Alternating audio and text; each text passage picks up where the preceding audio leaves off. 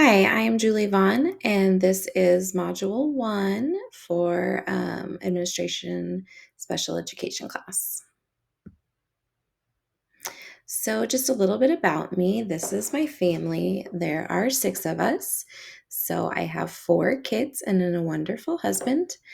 Um, So you can see just a little bit of things we like to do, going to church, just playing. We are big Chiefs fans, so we went to the Chiefs parade, and I like to take the kids swimming a lot. And then this was my son's last day of third grade, so I took him out for breakfast, and then that's our Easter picture at church. A little bit more about me is, like I said, I had four kids. There, I have taught for 14 years in education. I've taught first grade, second grade, fourth grade, and I am currently a reading specialist in the Turner School District in Kansas City. I have my undergraduate degree in elementary and early childhood education. I have my master's in reading, and I currently reside in Shawnee, Kansas with my family. So the first thing that I'm going to talk about is the inclusive classroom. So some of the ways to create an inclusive classroom is to have academic support for students that need it.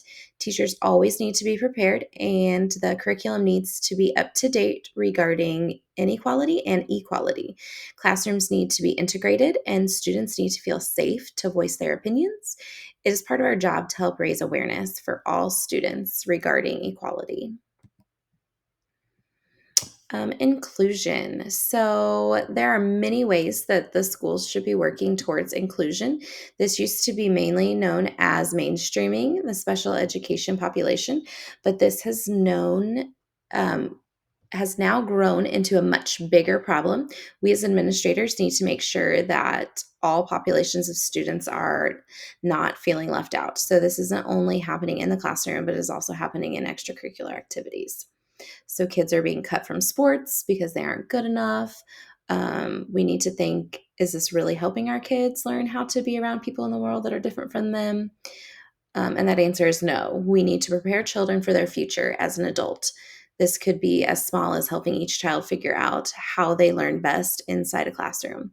We should be helping the next generation be ready for what is to come in their future. So, inclusive leadership, there are many characteristics that make up a good leader.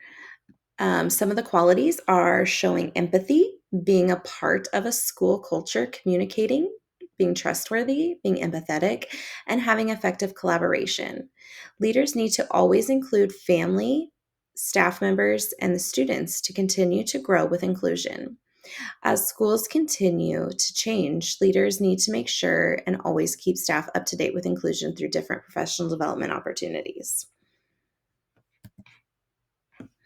There are many ways why schools should be inclusive. Some of the reasons are kids learn how to interact with children who are different from themselves, meaningful relationships are built. Teachers don't focus on the disability, but the ability. Everyone can learn, and teachers learn how to teach all types of children. Schools need to include not only students and staff, but the community also. And I think that is forgotten a lot of times. While these are just some of the reasons why inclusive schools are important, there are many more.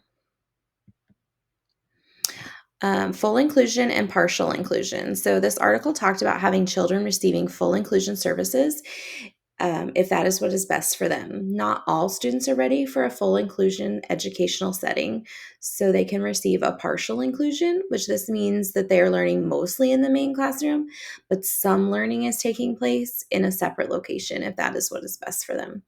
Teachers should be equipped with necessary tools to be able to teach kids with all different kinds of needs. Teachers can receive extra training, they can do cooperative learning in the classroom, and they can use diverse methods of instruction.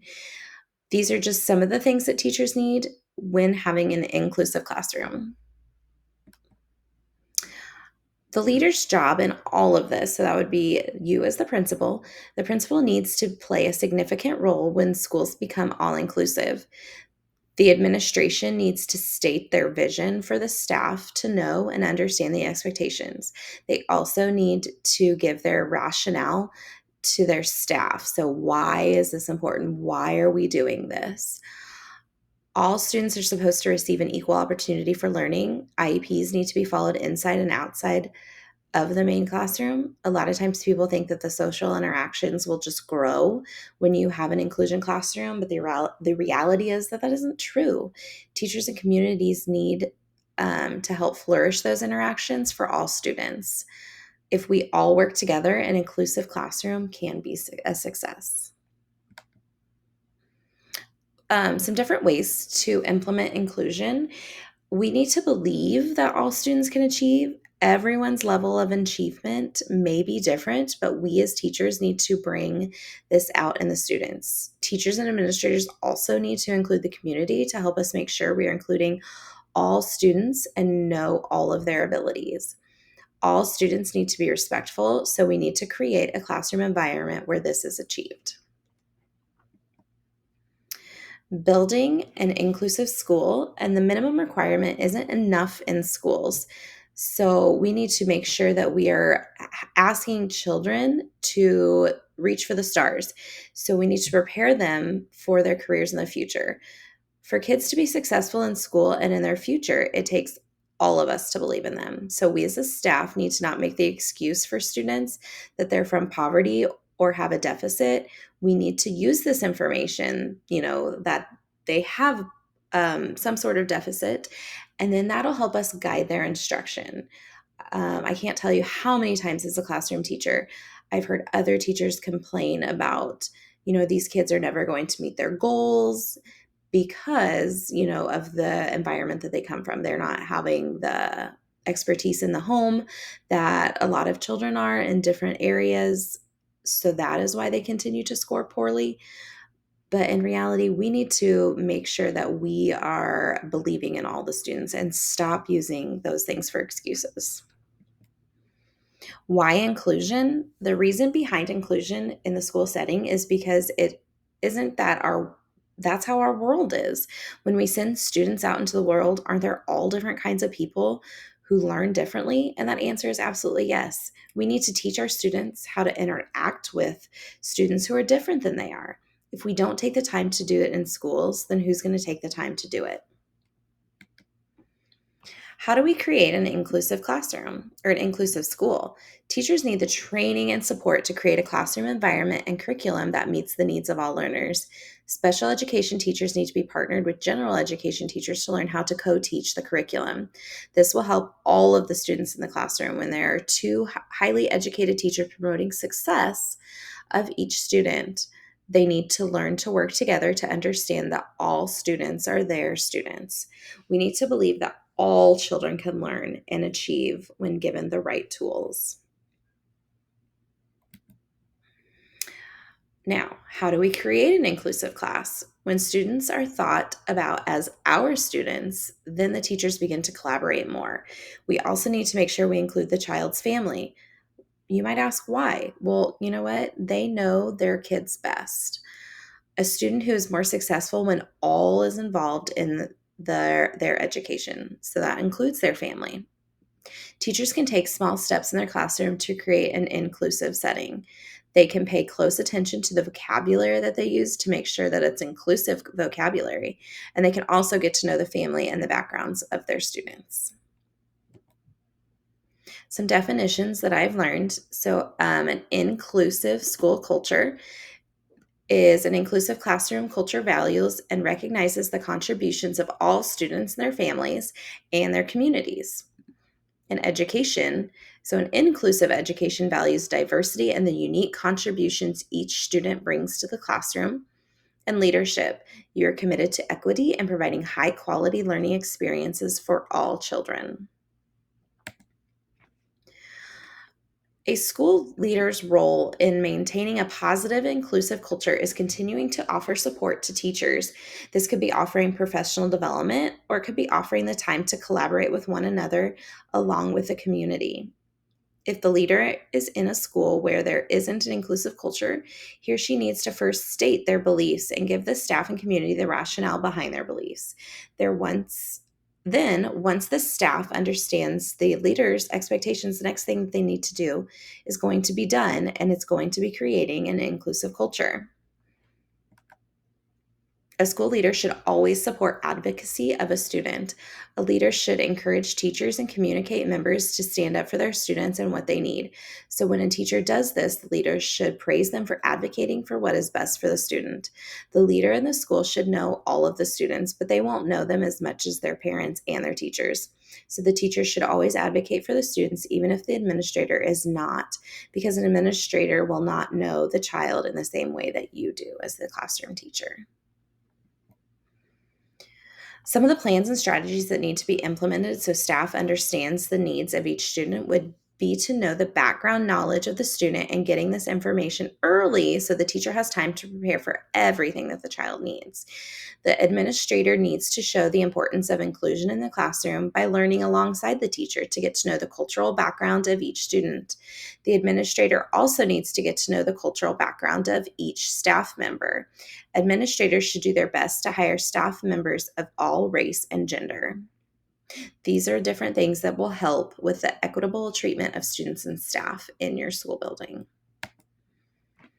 I think if administrators continue to show support in the classroom and state the rationale behind an inclusive culture, that this will help diminish the negative assumptions that affect teaching and learning in an inclusive classroom. If the administrator plays an active role in the classroom and in the education of the children, this will show the staff that having an inclusive culture is important. My concluding thoughts. I have a better understanding of promoting the current and future success and well being of each student and adult by applying the knowledge, skills, and commitments necessary to develop and maintain a supportive, equitable, cultural, responsive, and inclusive school culture because I understand the importance of an inclusive school culture. My educational leadership has grown because of this assignment.